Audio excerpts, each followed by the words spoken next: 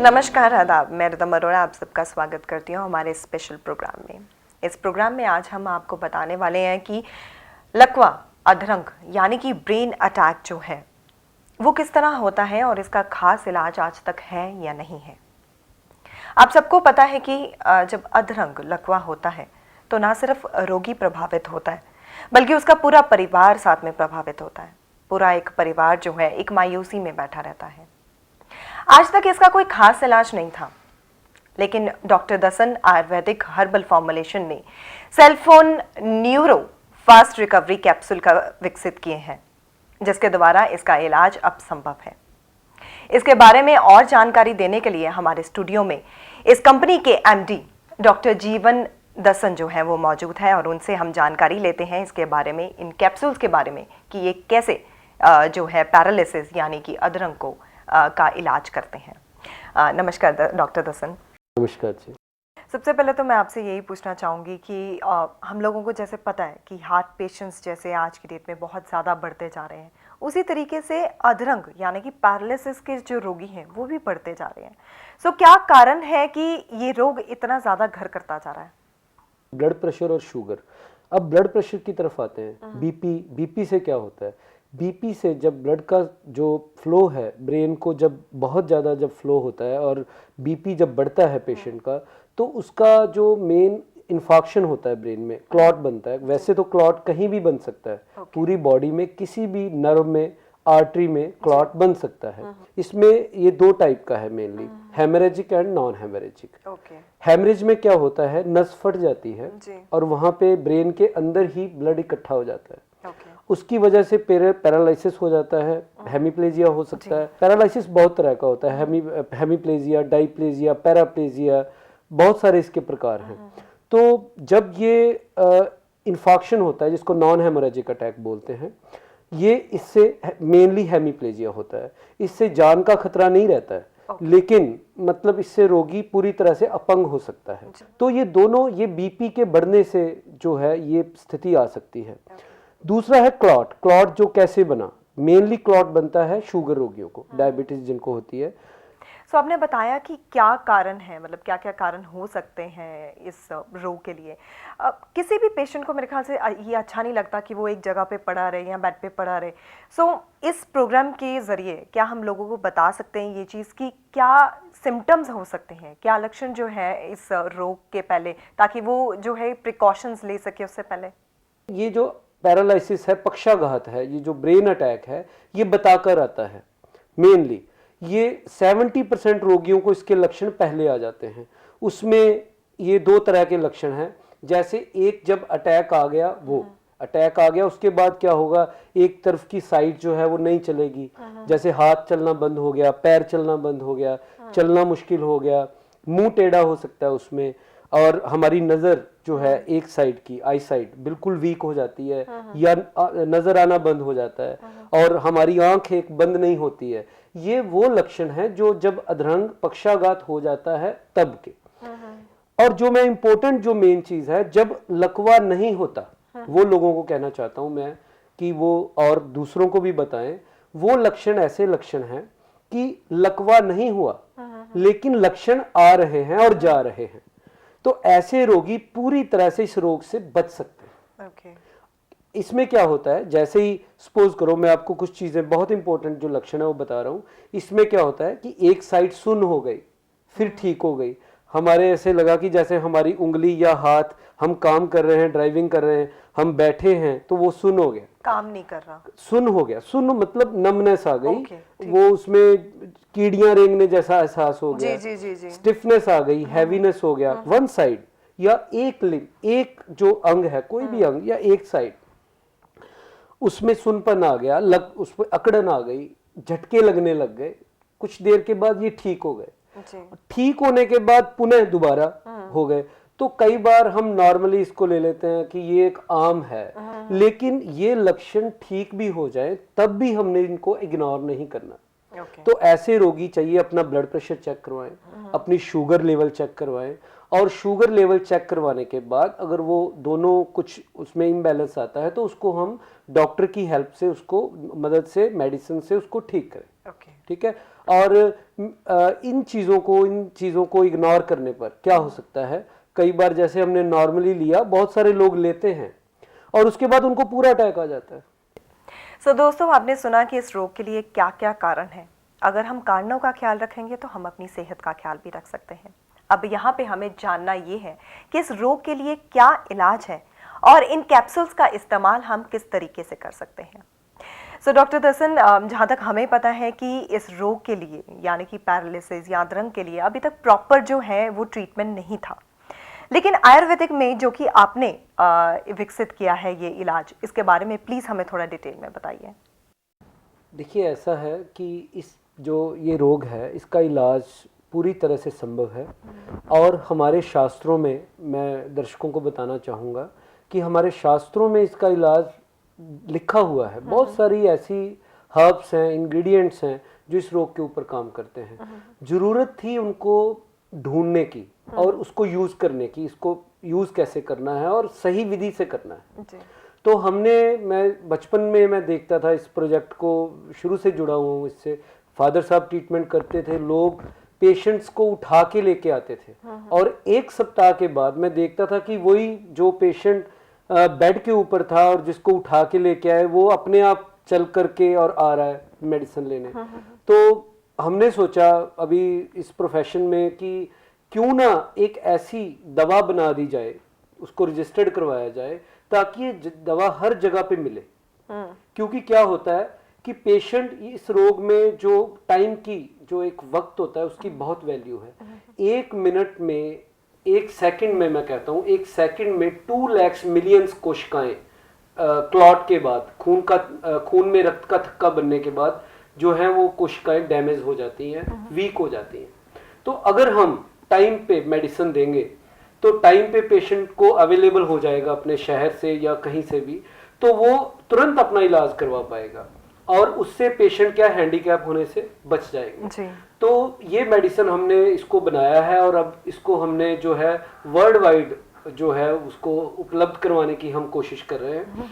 और अभी क्या है कि इस मेडिसिन से मैं आपको ये बताना चाहता हूँ कि ये कैसे काम करती है। जो आपने क्वेश्चन किया था उसमें रक्त के संचार को ठीक करती है। रक्त का संचार ठीक होने से ब्रेन को ऑक्सीजन प्रॉपर मिलता है। प्रॉपर ऑक्सीजन मिलने से उसकी जो कोशिकाएं हैं वो डैमेज नहीं होती। ठीक है, तो ये रोगी जो है वो आत्मनिर्भर शीघ्र बन जाता है और वो हैंडीकैप होने से बच जाता है, आत्मनिर्भर बन जाता है। फेशियल पैरालिसिस, इसको मुंह का लकवा बोलते हैं। और ऐसे केसेस अमूमन ये 2 तरह का होता है। फेशियल पैरालिसिस आर्टिफिशियल होता है, नॉन आर्टिफिशियल होता है और ये बहुत जल्दी जो है ये मेडिसिन इसको जो है ठीक करती है। ऐसे रोगी हमने देखा है कि 1 घंटे में भी ठीक हो जाते हैं हमारे यहाँ पे। तो कई बार कुछ रोगियों को समय थोड़ा सा लग जाता है, 15 दिन भी लग जाते हैं, 10 दिन भी लग जाते हैं। तो ऐसे रोगी बिल्कुल ठीक हो जाते हैं। 2 महीने वाले जो केसेस हैं वो अमूमन 15 से 20 दिन में उनमें जो है सुधार के लक्षण आना शुरू हो जाते हैं। उसके बाद आप इसको हो सकता है 1.5 महीना या 2 महीने में आपको ये मेडिसिन लेनी पड़े और आप पूरी तरह से ठीक हो सकते हैं। और रही स्पीच की बात, कम समय में वो ठीक हो जाती है। जैसे अगर आपका मुंह टेढ़ा होने में, ठीक होने में अगर 2 महीने का समय लगता है या 15 से 25 दिन का समय लगता है, तो वो इन शॉर्ट पीरियड जैसे कि 10 दिन, 5 दिन में स्पीच में 50% जो है वो इम्प्रूवमेंट पहले ही आ जाता है 1 वीक में। तो ये हमने देखे हैं परिणाम। सर्वाइकल की वजह से आपको कई बार जो है वो पैरालिसिस होता है, लेकिन उसमें कई बार केवल बाजू पे असर होता है, केवल एक टांग पे असर होता है। और स्पाइन की वजह से भी ऐसा होता है। स्पाइन में अगर कोई आपका जो कंप्रेशन आ गया किसी वजह से या कहीं कुछ ट्यूमर वगैरह बन गया तो वो पैराप्लेजिया हो सकता है, क्वाड्रिप्लेजिया हो सकता है। कई बार मल मूत्र का पता नहीं चलता उसकी वजह से, कि रोगी को पता नहीं चलता, वो कंट्रोल नहीं रहता मल मूत्र पे। तो ये चीज़ों के कारण भी होता है। इसमें ये मेडिसिन बहुत लाभ करती है। सो मैं यहाँ पे आपसे ये ज़रूर पूछना चाहूँगी कि जब इस रोग का इलाज आयुर्वेदिक में मौजूद है तो क्यों लोग जो है अधरंग की ज़िंदगी जी रहे हैं, क्यों एलोपैथिक के पीछे भाग रहे हैं?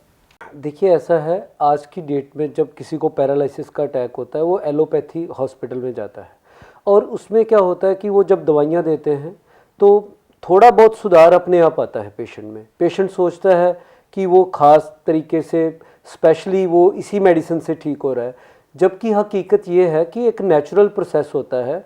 20% 40% सुधार अपने आप आता है और उसके बाद वो सुधार जो है वो रुक जाता है।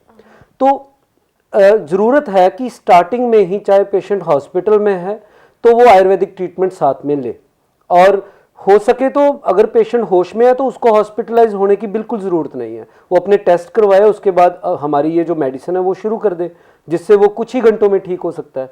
और ये मैं आपको बताऊं कि ये जो मेडिसिन है इसका किसी प्रकार का कोई साइड इफेक्ट नहीं है। आई एम श्योर डॉक्टर साहब कि यहाँ पे हमारे व्यूअर्स का एक क्वेश्चन ज़रूर होगा कि जब तक आपने हमें देखा नहीं है, जब तक आपने हमें डायग्नोज नहीं किया है, आप कैसे कह सकते हैं कि हम ये मेडिसिन लें और हम ठीक हो जाएं। सो प्लीज़ इसके बारे में उनको बताइए कि ये मेडिसिन जो है आपके पास आए बिना भी वो ले सकते हैं। इसमें यह है कि इस मेडिसिन को लेने से मैं दर्शकों को बताना चाहूँगा कि ये मेडिसिन लेने से, जैसे ये एक ब्रेन स्टिमुलेटर है, ये नाड़ी की विकृति है उसको दूर करती है, ब्लड रक्त के संचार को ये ठीक करती है। तो इसमें जैसे हमारे पास जो पेशेंट आते हैं हम उनका बीपी, शुगर ये सब चेक करते हैं, उनमें खून की कमी तो नहीं है, उनमें जो डाइट उनकी ठीक है, ये सारी चीज़ें हम यहाँ पे देखते हैं। तो ये हमने मेडिसिन में एक लिटरेचर है हमारी मेडिसिन के अंदर जिसमें ये सब चीज़ें लिखी हुई हैं कि अपना जो बीपी है उसको कंट्रोल रखिए किसी भी डॉक्टर की मदद से, सहायता से, शुगर को कंट्रोल रखिए, डाइट ऐसे लीजिए, और ये जो आप अगर आपको भूख ठीक नहीं लगती तो आप उसको देखिए, कोई लीवर टॉनिक आप ले सकते हैं। तो कोई देखने का ज़्यादा वो नहीं, ज़रूरत नहीं है, इसमें मेडिसिन की ज़रूरत है। तो हमने मेडिसिन से ब्लड सर्कुलेशन को ठीक करना होता है, सेल्स को रिवाइव करना होता है जिससे रोगी ठीक हो जाए और इससे रिजल्ट्स मिलते हैं। रोगी के लिए हेल्पलाइन भी क्रिएट की है कि रोगी हमें इंटरनेट के माध्यम से हमारी वेबसाइट में अपना पेशेंट फॉर्म फिल कर सकता है, फ़ोन के माध्यम से हमें बता सकता है, और अगर ना भी रोगी चाहे तो लिटरेचर पढ़ के खुद का ट्रीटमेंट या किसी चिकित्सक की सहायता से उसको ले सकता है। कोई दिक्कत, खुद भी ले सकते हैं, कोई ऐसी ज़रूरत नहीं है मैं समझता हूँ कि रोगी को आना पड़े और दिखाना पड़े। यहाँ पे एक और सवाल मैं आपसे पूछना चाहती हूँ कि जैसे आपने बोला कि इसके जो कारण है या इसके जो सिम्टम्स हैं उसका हम ख्याल पहले से ही हमें पता लग जाता है। सो इसे प्रिकॉशनरी भी हम ये ले सकते हैं ये मेडिसिन?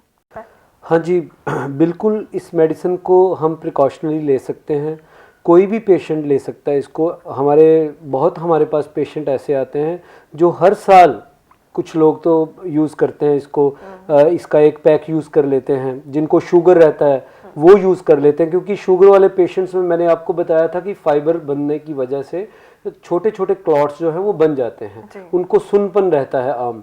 तो ये मेडिसिन शुगर वाले रोगी भी ले सकते हैं, उच्च रक्तचाप वाले भी ले सकते हैं।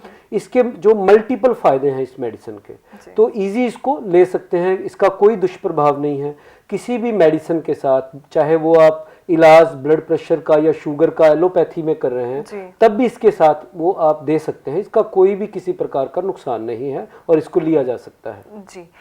सो अटैक के बाद जब ये मेडिसिन ली जाती है और आपके पास आते हैं या ये मेडिसिन का सेवन करना शुरू करते हैं, तो साथ साथ जो फिजियोथेरेपी या मालिश की भी ज़रूरत पड़ती है? देखिए, ऐसा है, ये रोगी के रोग के ऊपर डिपेंड करता है। सपोज कीजिए कि पेशेंट हमारे पास लेट आया या पेशेंट ने इस मेडिसिन को लेट लेना शुरू किया, उसको उसके ब्रेन में बहुत सारा नुकसान हो चुका है और उसके नुकसान की वजह से वो उनकी फ्लेक्सिबिलिटी है जो पार्ट्स की वो नहीं है। तो इसको फ्लेक्सिबल करने के लिए जो हमारे लिम्स हैं, उनके रोगी के जो पार्ट्स हैं जो नहीं चल रहे, तो उसके लिए हम मालिश, हल्की मालिश कर सकते हैं, उसको मूवमेंट कर सकते हैं। फिजियोथेरेपी जो है उसके बहुत रोल है फिर उसका, ताकि वो जो पार्ट्स हैं वो फ्लेक्सिबल हो। क्योंकि ब्रेन से जब मैसेज कन्वे होंगे, ब्रेन से जब रक्त संचार इस मेडिसिन द्वारा ठीक होगा, तो वो अगर फ्लेक्सिबिलिटी प्रॉपर होगी तो वो अंग चलेंगे।